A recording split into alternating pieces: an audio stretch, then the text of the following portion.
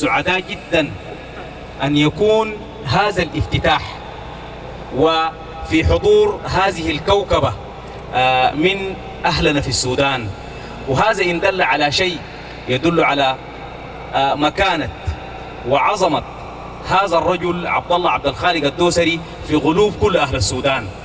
ويعني يقولون إذا الرجل كسر من تغدوه أو كسر محبوه فاعلم إنه عظيم والعظيم الله.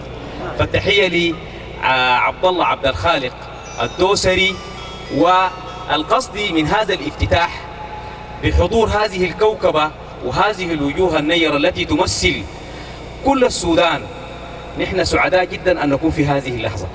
الافتتاح الهدف منه الدوسري ده يا أخواننا كل الشعب السوداني بيعرف الدوسري، ما في زول. أنا لما دخلت المملكة العربية السعودية أي زول أسأله من الدوسري يقول لك الله الراغي والدلسد.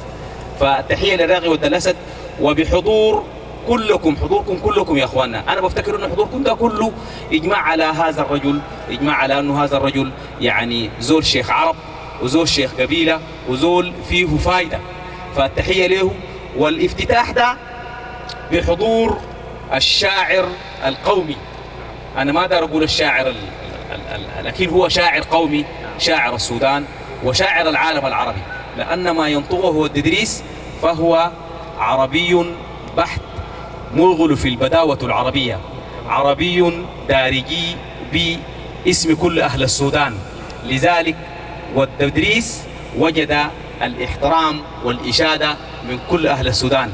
لذلك حري بنا وحري بودلسد أنه يكون افتتاح الديوان والدلسد أو ديوان الراغي والدلسد للأدب والتراث الشعبي ولتجمع الشعراء على يد الشاعر عبد الله والددريس الكباشي. فهلا تفضلت أخي عبد الله والددريس بالافتتاح. تفضلوا. لا نحن حقتنا انت والدلسد ارتتح بيدي انت معه. نعم. لا سوا احسن سوا. كويس طيب.